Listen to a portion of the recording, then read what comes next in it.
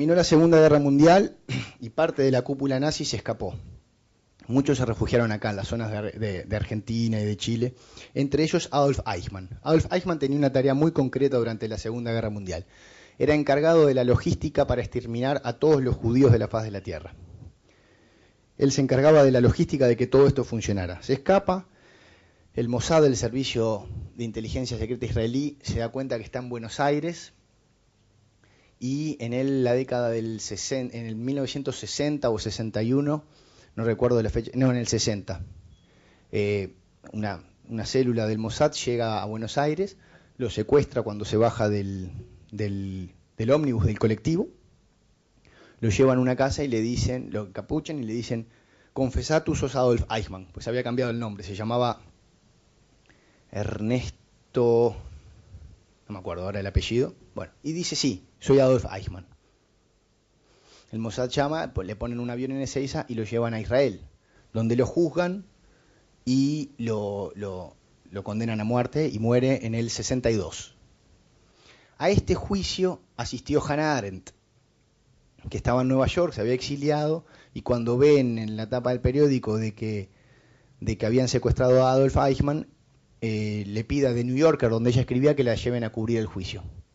Entonces ella va a cubrir el juicio, cubre todo el juicio de Eichmann, envía las notas de prensa y después saca un libro, el libro que le generó más problemas, hasta el día de su muerte le generó muchísima polémica, que se llama Eichmann en Jerusalén, un informe sobre la banalidad del mal. La tesis de Arendt es muy sencilla: Eichmann no era un monstruo.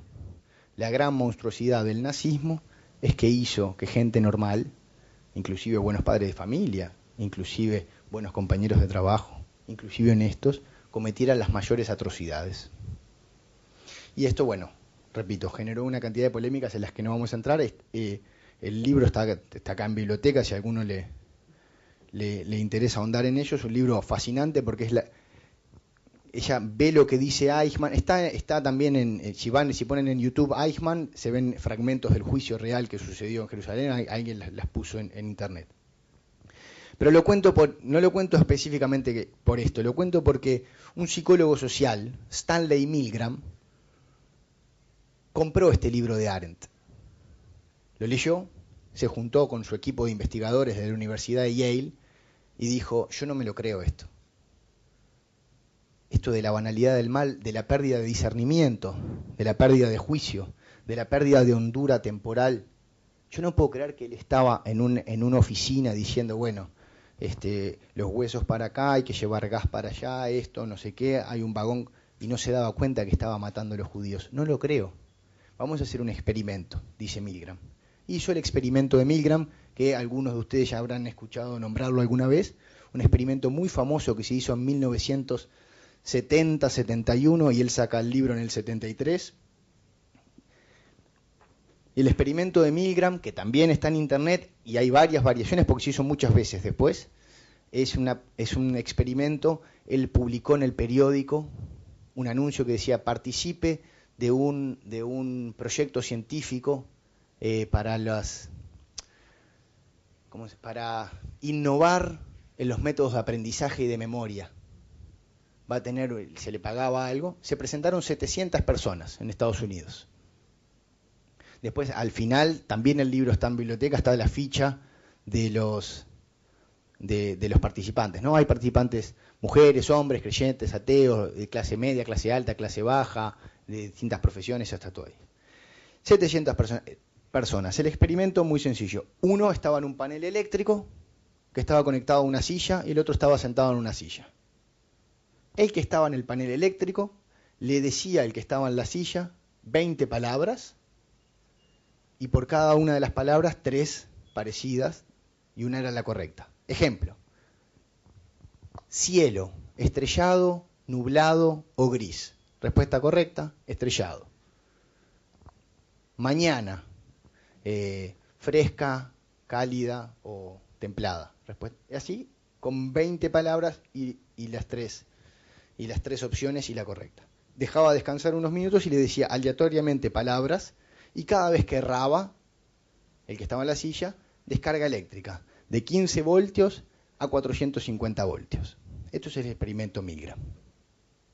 70% de los participantes llegaron a los 450 voltios. Dice Milgram, últimas líneas del texto, Arendt tiene razón. La gente sigue la regla sin hacerse cargo. ¿Por qué? Se los dice otro. Lo mismo que hacía Eichmann. Porque Eichmann dice, yo seguía reglas. Por supuesto que el experimento, las descargas eléctricas nunca fueron dadas. La persona que estaba en la silla era un cómplice del experimento que actuaba como si recibiera las descargas eléctricas que en realidad no recibía. Pero Milgram, muy inteligentemente, había pensado la frase, porque solo 3 participantes del primer experimento, tiene 19 variaciones el experimento, que no les voy a contar, porque ya voy a tratar de terminar ahora en los próximos minutos, ¿no? Pero en el experimento madre, que es este que les estoy contando, lo que es muy interesante es que solo 3 siguieron hasta el final, por decirlo así, sin remordimiento de ningún tipo. Iban dando las descargas eléctricas, cuando llegó a los 450 voltios, bueno, está. Todos los demás, a partir de los 100 voltios, tienen una especie de remordimiento, porque el cómplice que está en la silla empieza a gritar. Y a partir de los 220 voltios dice, por favor que termine ya este experimento porque me voy a morir. Entonces toda la gente tiene una sensación, se gira y miren qué interesante lo que Milgram decía, continúe con el experimento, por favor, era una de las... El experimento requiere que usted continúe, pero había una frase que para mí era la más genial, y decía, continúe, por favor, no hay daños permanentes en los tejidos. Y el propio Milgram dice, es una frase que inventamos, que no dice nada. ¿Qué son daños permanentes? ¿Qué pasa si no hace nada a los tejidos, pero le rompe los huesos o le rompe? Dice, la gente sigue la regla. Una de las variaciones del experimento era sacarse la túnica blanca. Fíjense esto, ¿no? Volvemos a los artificios, ¿no? Los zapatos rojos del senador, ¿no? El anillo, con sacarse la túnica blanca disminuía la obediencia. No tanta gente llegaba hasta los 400, que es una de las variaciones que tiene el experimento. Digo esto para hablar de los límites de los expertos. ¿Cuándo se habla hoy de crisis de autoridad? Generalmente se erra en el tema. ¿Por qué se habla de que hay crisis de autoridad? Porque no se obedecía como se obedecía en los viejos tiempos donde todo era mejor. Porque el nostálgico tiene esta cosa, ¿no? Cuando había políticos de verdad, cuando había familias de verdad, todo. No es ese el punto. La crisis de la autoridad está que todo se deja en manos del experto, nadie se hace cargo de hacerse cargo del funcionamiento del mundo, porque en definitiva de eso se trata. Y el otro problema por la crisis de la autoridad, repito, uno, dejar todo en manos de los expertos, el otro es la apatía. El problema de la autoridad no es la desobediencia, es más, tiene que haber desobediencia para que haya mecanismo de autoridad, pero la autoridad no impone nada. Sin el mecanismo de la desobediencia latente, no hay jamás autoridad. El problema de la autoridad es la apatía, es la bulia, es la indiferencia, no es la desobediencia. La desobediencia casi se podría decir que es hasta el motor, y agarren cualquier institución, cualquiera, y van a ver cómo los mecanismos de desobediencia dentro del contexto de autoridad son generadores de cosas. Aumentan la fundación, enlazan con la historia, se insertan en la trama. Lo que no se inserta en la trama es la indiferencia, es el no hacerse cargo, es la falta de responsabilidad, la falta de conductas ejemplares. Es ahí donde está la cuestión de la crisis de la autoridad. El tercer defecto es la conspiración. El que está todo organizado desde una cúpula siniestra. Yo mientras preparaba el trabajo, fue toda la época de Obama en Estados Unidos. Me acuerdo de una discusión con un profesor, gran amigo y gran amigo de las ideas conspirativas también él, que decía, ¿vos te la creés? Mirá que esto de Obama, esto lo eligen los 10 empresarios más potentes de Estados Unidos, ven que el país está medio mal, dicen, necesitamos uno medio negro, medio simpático para levantar, porque están los negocios de petróleo. Yo decía, no. ¿Y cómo sabes eso? Porque se sabe, esas cosas se saben. ¿Pero de dónde las sabes? Bueno, hay un libro sobre las teorías. No, pues un libro sobre Obama no salió todavía. Bueno, pero es que es así, vos porque sos un ingenuo, vos no entendés cómo es el mecanismo del mundo todavía. Acá si alguno quiere saber qué es ser conspiracionista, es muy fácil. Empiecen a tomarse taxis, sobre todo al mediodía, que es la hora de los noticieros. Tú te subís un taxi al mediodía acá, está el noticiero y dice, incautaron 50 kilos de cocaína. Es harina. No incautaron nada. Van a quemar harina hoy de tarde. La policía está toda metida en el negocio este de la droga. La conspiración tiene Entonces, ahí está porque los taxistas son especialistas en estas cuestiones de mostrar cómo está todo dirigido desde un lugar que ellos conocen, no te lo cuentan, pero lo saben. Todo mentira. Cuando hay conspiración, cuando todo está organizado desde una cúpula siniestra que nadie sabe bien dónde está, ni nadie sabe bien cómo procede, se explica todo. Todo queda explicado. Todos los males quedan explicados de esta cúpula. Cuando hay así, uno de vuelta no se hace cargo.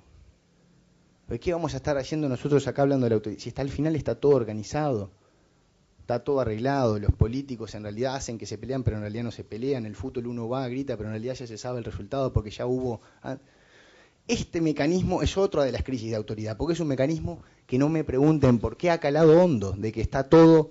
Y lo peor de todo es que los creemos que no somos así, siempre vamos a recibir la cuestión de la ingenuidad.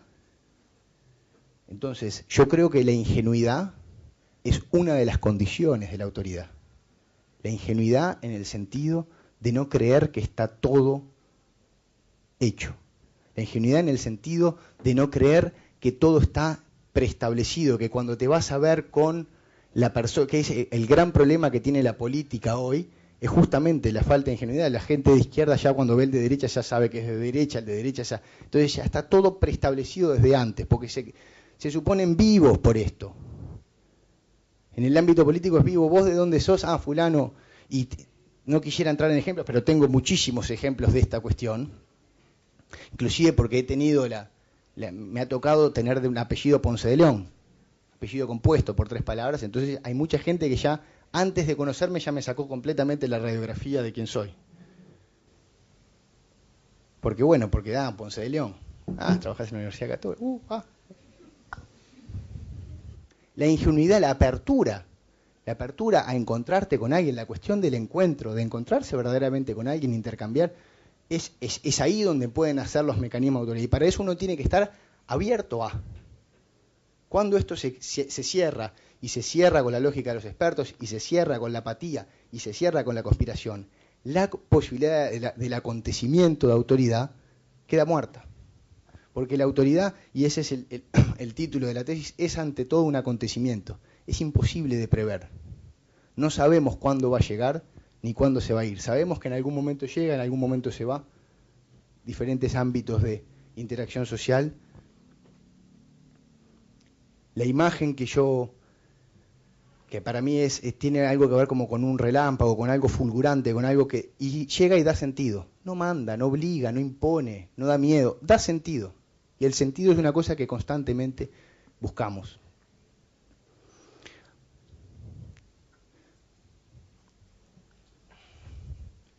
Voy a volver a abrir. Si abro ahora porque encontré en el diario de Arendt, si bien Arendt hace este artículo de 1955, nunca más toca el tema de la autoridad, en su diario filosófico, en sus apuntes, tiene una nota de 1953,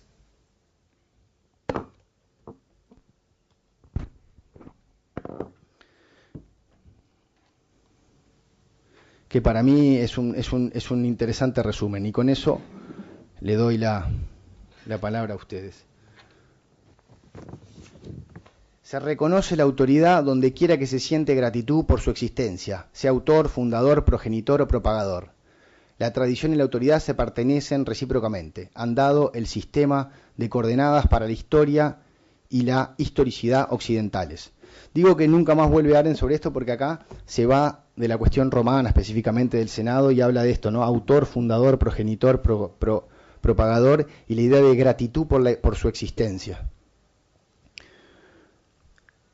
Es una nota del 53 que pone en su diario y que tiene que ver con esta cuestión de la gratitud. Y para mí tiene mucho que ver con la autoridad. La gratitud, la ingenuidad, el hacerse cargo, el entrar en la trama del tiempo, no la conducta obediente, sino el hecho de lanzarse a la acción, que también es una cuestión muy arendtiana, me parece que son las claves de lo que es la autoridad y lo que explican en realidad por qué hoy está en crisis. No está en crisis, y con esto repito, porque tenga que ver con la obediencia, sino que está en crisis porque sigue en su recorrido muy atada al poder desde donde tiene que salir. Porque la autoridad no es el poder, no es la obediencia, ni es la imposición, es la capacidad de dar sentido, de enlazarnos con una trama, con una fundación. Más que una opinión y menos que una orden. Creo que Mommsen tiene razón. Pero no es de nadie, está ahí.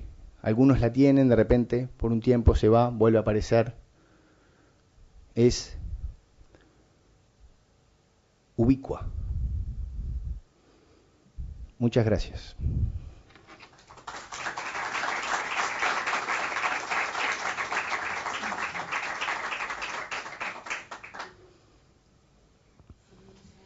Cuando haces la clara separación entre poder y autoridad, en cierto modo lo que transmite o lo que baja de línea el poder, mal que todos, en cierto modo, nos sometemos en distintas jerarquías, la que sea. En definitiva, para que ese poder se asimile y tenga una autoridad a su vez, debería estar legitimado. O sea, lo que quiero decir es, tendría que tener una entidad, tendría que partir, digamos, del conocimiento, no sé, del respeto que generaría. Eso es un poco lo que tratás de decir. Sí, en parte trato un poco de decir eso, sí. Puede funcionar sin eso también, ¿no? Digo, el mundo funciona sin que haya mecanismos de autoridad. El poder también puede, el derecho, la ley, pueden funcionar inclusive sin la legitimación, ¿no? La autoridad no puede, la autoridad sin reconocimiento y sin legitimación directamente no es autoridad. Si el poder lo necesita, sí, es mucho mejor que sí. Pero decir que lo necesita, no lo sé, puede funcionar sin eso también. De hecho, creo que la crisis mundial se basa en eso. De hecho, puede ser que la crisis, de hecho, la crisis se basa en eso. Funciona. Gracias. Gracias a ti.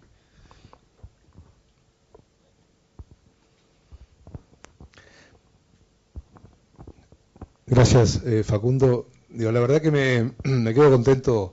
Hemos conversado mucho de estos temas, pero he aprendido mucho hoy también. Te lo agradezco. Y quizás me hiciste reflexionar sobre algo que es la vinculación entre el tema de autoridad y fundación. Me quedé con una idea de fundación que quería compartir contigo porque a mí me aclara capaz que...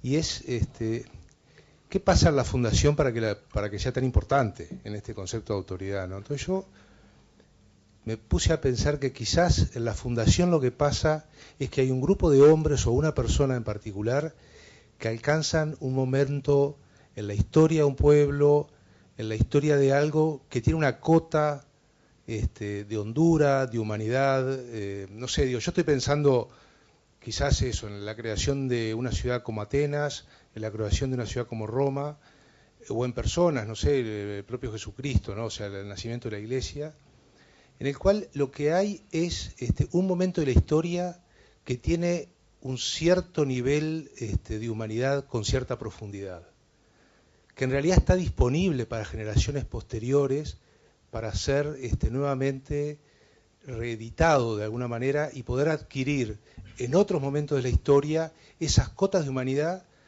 que de alguna manera, entonces yo creo que hay algo vinculado a la autoridad de la fundación que está por fuera de la persona que ejerce la autoridad y que es justamente esa experiencia que queda disponible para una nueva generación. Entonces, alguien adquiere autoridad, ahí está el tema un poquito del ejemplo, porque es capaz de hacer disponible para una generación determinada ese momento fundacional, pero no porque el momento fundacional, porque me pareció un poquito corto el recurso al momento fundacional, queda como solamente algo que pasó importante, sino porque ese momento fundacional fue un momento especial de la historia que generó un modo de vida o que generó algo que hoy queremos reeditarlo porque sigue siendo valioso, o sea, es el valor de la fundación. Exacto. Entonces, hay algo que la autoridad permite hacer, y creo que eso sí es verdad que con la modernidad se pierde, porque la modernidad en el fondo dice que no hay nada valioso en el pasado. Exacto. Y que piensa decir tenemos que nacer de vuelta desde cero, y en realidad el problema es que cuando nacemos desde cero sin ir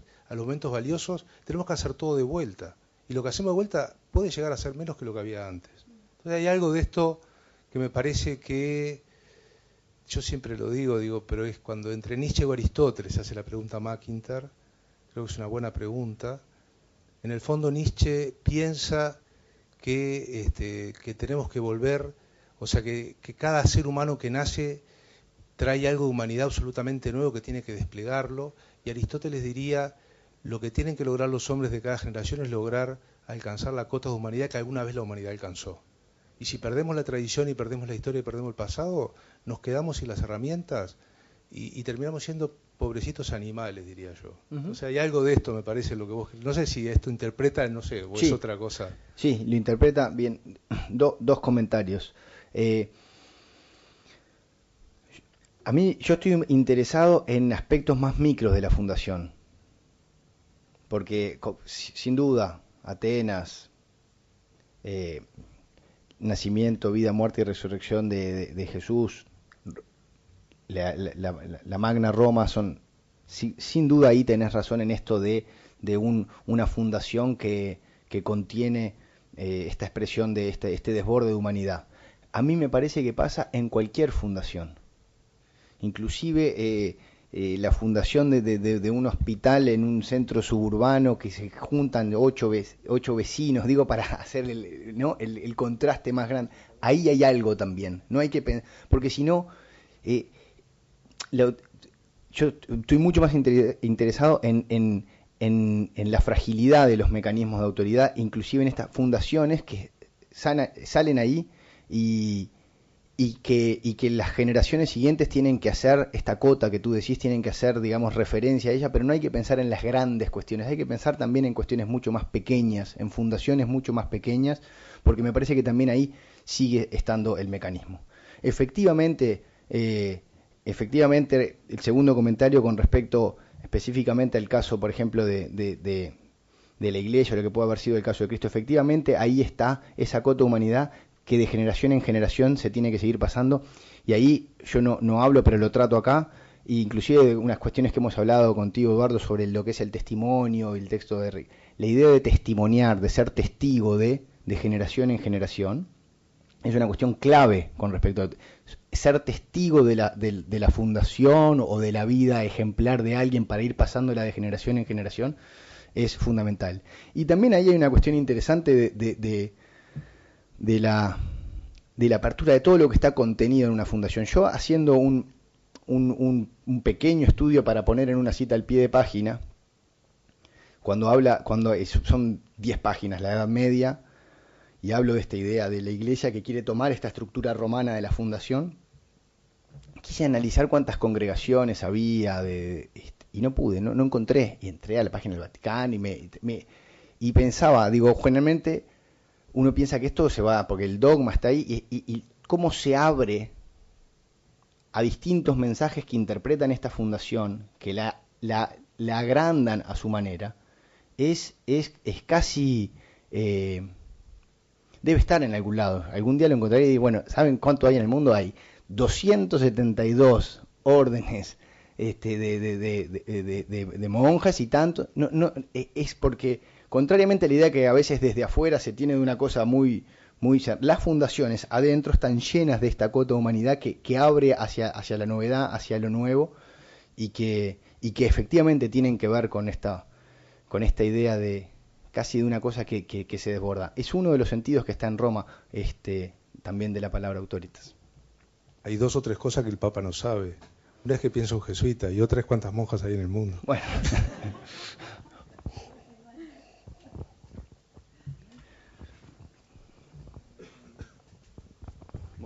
Muchas gracias. Gracias, Ahora Pancho. me voy a ver comprometido a leerlo todo porque me ha generado más dudas que otra cosa. Pero quería nada más preguntar 2 cosas. Una es la idea de autoridad, según vos lo desarrollás, me parece que también una de las cosas que presenta es el tema de la deuda, ¿no? Digamos, hablando justamente con lo fundacional, digamos, esa transmisión Y claro, un ejemplo que me viene a la mente es la paternidad, que no, digo, tú no lo has mencionado, calculo que, pero que me interesaba ver si, porque además en ese sentido después la dimensión de lo doméstico, de lo micro a lo macro, que es lo político, generaría bastantes iluminaciones, ¿no? Me parece.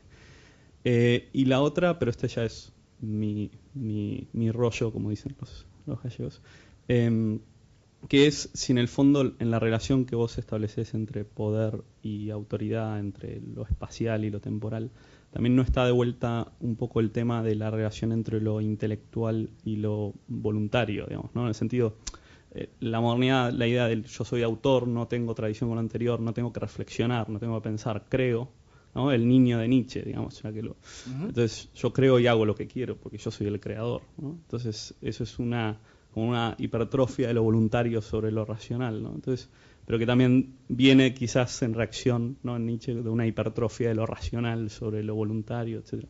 Entonces, digo, no sé si es tan... Interesante, nunca lo había pensado en esos términos con referente a lo segundo, pero puede ser que tengan algo que decirla está. Con respecto a lo primero, hay un texto que se llama La noción de autoridad, de Kojev, Alexander Kojev, que no tiene nada que ver con lo que vimos acá. Yo también lo trabajo porque habla de 4 modelos de autoridad, que son el padre, el juez, el amo y el jefe. Y los habla de vuelta, en esto sí están todos de acuerdo porque tiene que ver con la estructura temporal. Y dice, el padre es siempre el pasado. La relación del padre, del progenitor con respecto a lo creado, siempre justamente transmitirle un pasado. Es difícil, ¿no? Mañana voy a una comisión de padres de un centro educativo me dijo de ir a charlar sobre la autoridad. Yo pensaba qué decirle acá, ¿no? Porque yo no soy, no soy padre aún, yo pero digo, justo la frase de Moss sobre, ¿no? Digamos, en el fondo, más que una opinión ni menos que una cosa. ¿Qué pasa? Digo, un buen padre tiende a ser, sí. La típica frase de mi padre cuando quería que yo lo obedeciera, pero no me quería obligar, me decía, vos haces lo que quieras, pero esto es lo que te digo, ¿no? Efectivamente hay algo ahí. A mí lo que me parece es que igual la relación de padres e hijos, sobre todo antes de que los hijos se vuelvan grandes, es que la disimetría hace parte de la relación y hay que hacerse cargo, y los padres tienen que hacerse cargo de esa disimetría como tal. Eso sí lo estudia mucho Arendt y de una manera muy interesante. Tiene un texto que se llama La crisis en la educación, que es fascinante, donde también habla de la muerte de la autoridad y también vuelve a decir, se murió la autoridad porque los padres no se hacen cargo, el problema no está en los hijos. ¿Y se hacer cargo de qué? Del legado. Porque los hijos son siempre recién llegados al mundo. Los hijos son siempre los nuevos. Y la tarea de los padres es transmitirles el mundo en el que están. Y no hay mejor, dice, no hay mejor educación que hacer esa transmisión. No es que la educación puede ser o no conservadora. La educación es conservadora porque intenta conservar el mundo a los recién llegados. Y solo transmitiéndolo así, los niños van a poder cambiarlo.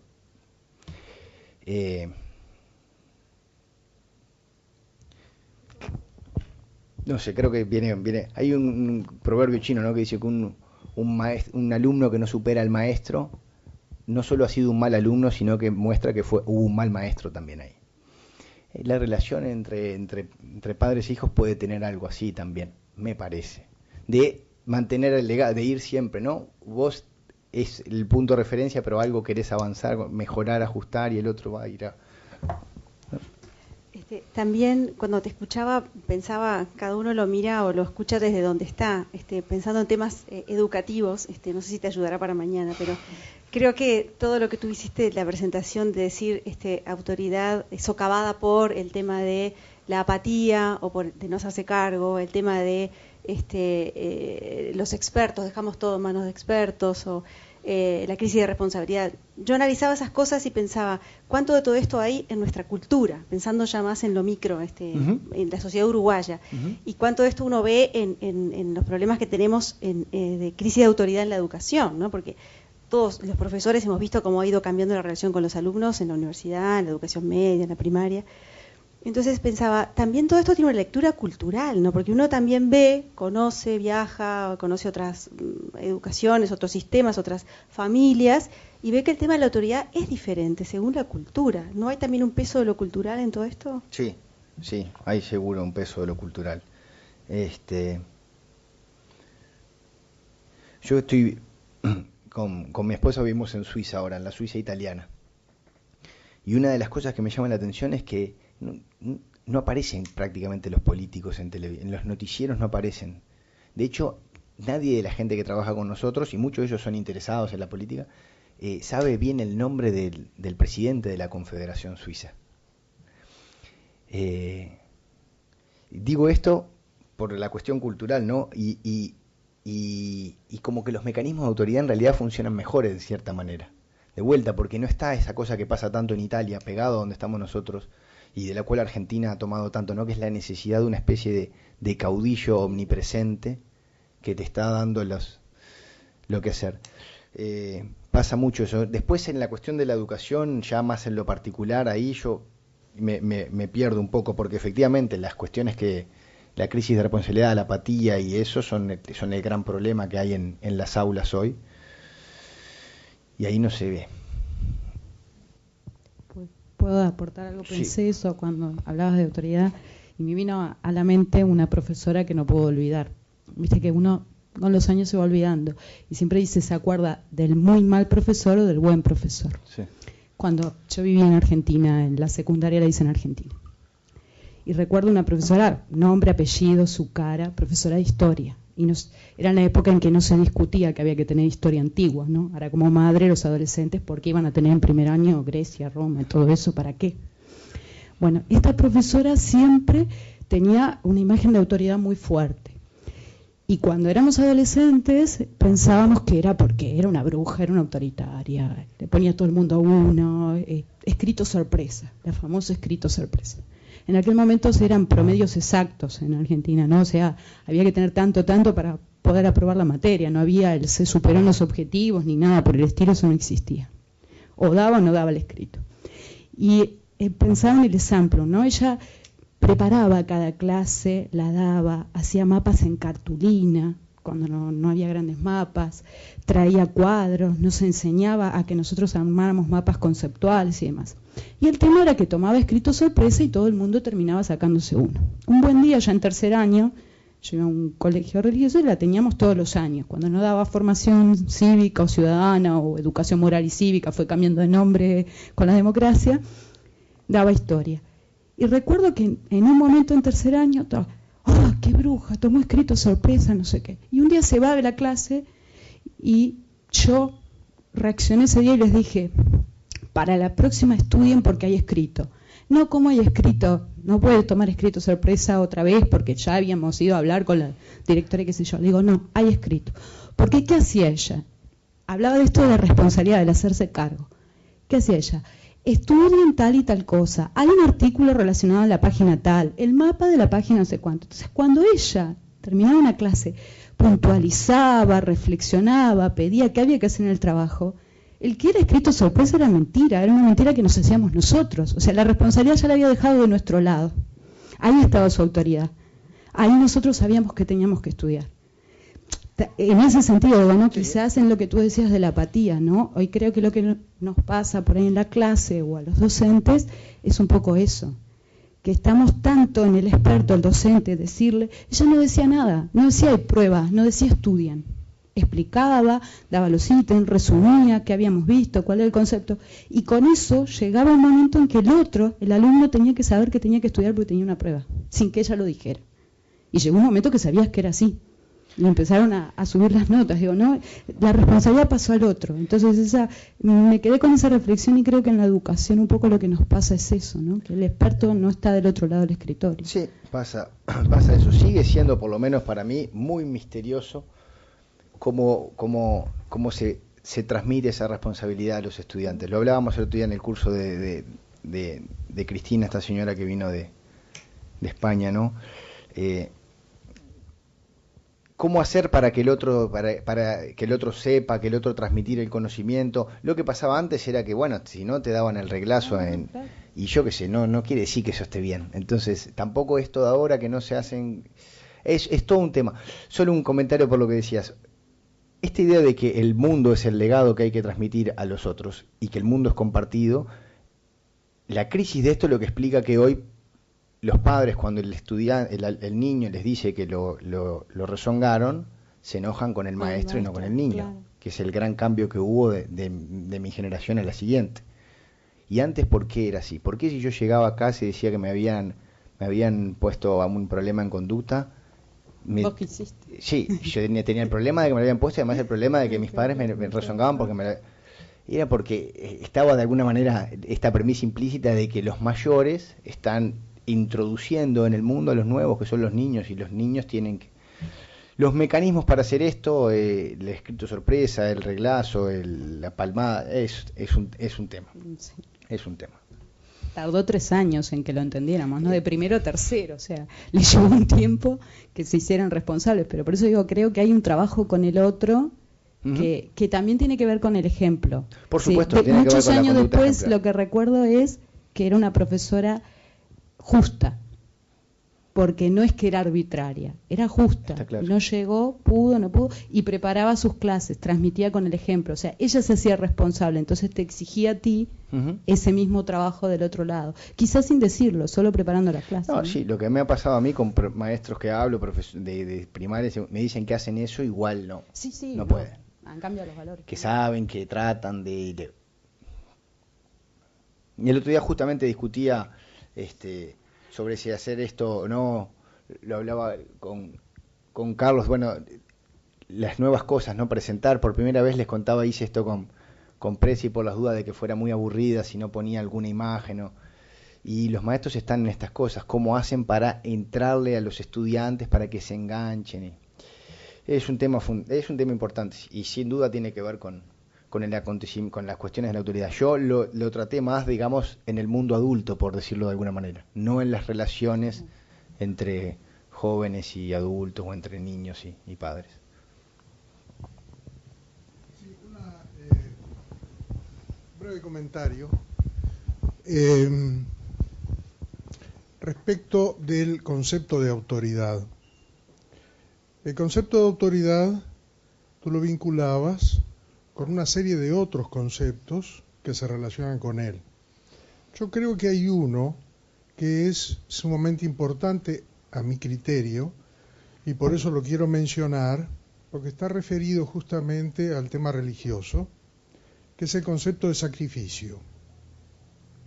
Una sociedad y una persona no es viable, es decir, viable en el sentido de su realización personal, si no es capaz de sacrificarse.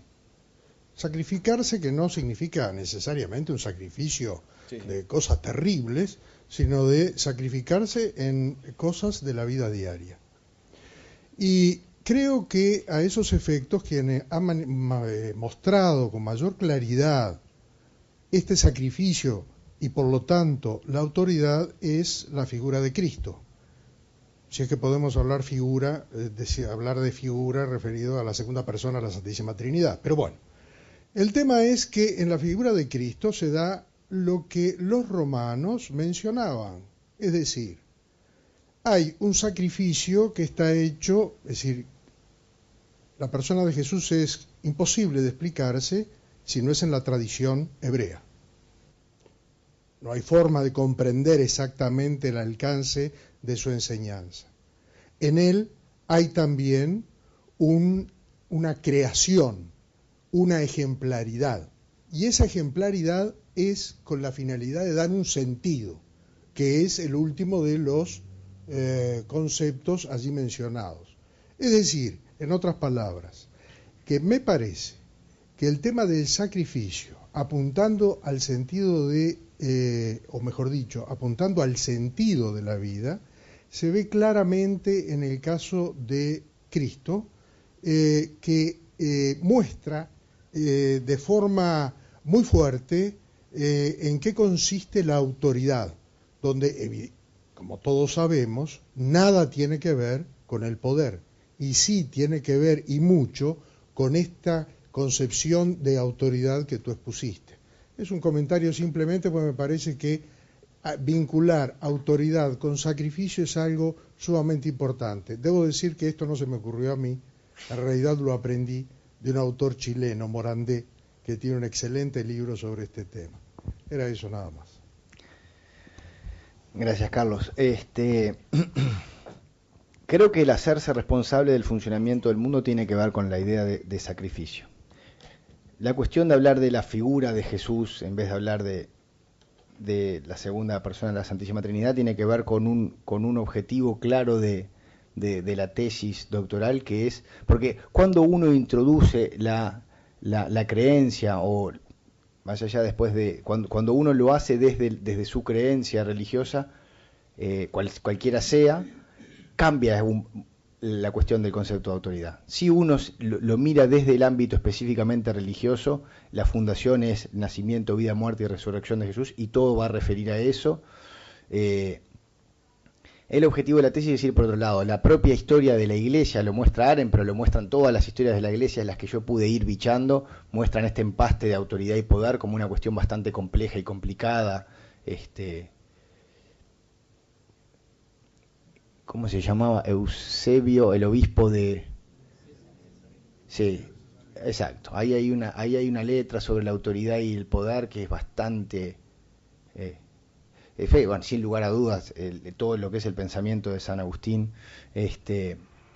Entonces, cuando uno entra dentro de esa... Creo que ahí se abre, digamos, una tesis doctoral en sí misma, que es la historia de estos conceptos dentro de lo que puede ser la historia de la Iglesia y la historia de Jesús de Nazaret. Yo fui, por un lado, más laico, si se puede decir así, que es, independientemente de las creencias, el acto de la fundación como tal, de cómo se genera el mecanismo de autoridad.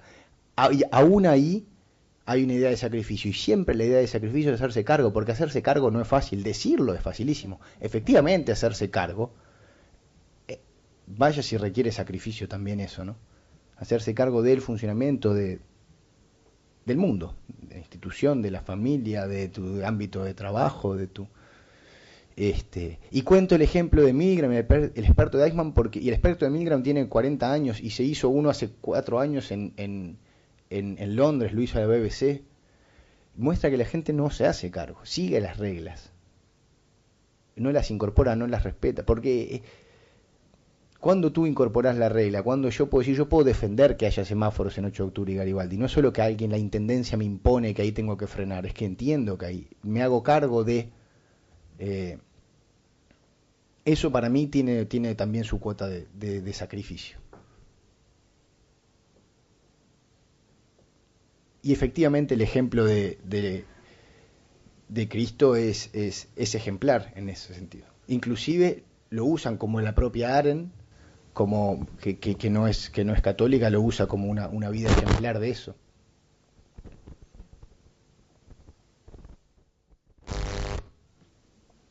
Perdón. ¿Alguna más? Muy bien, muchas gracias. Gracias.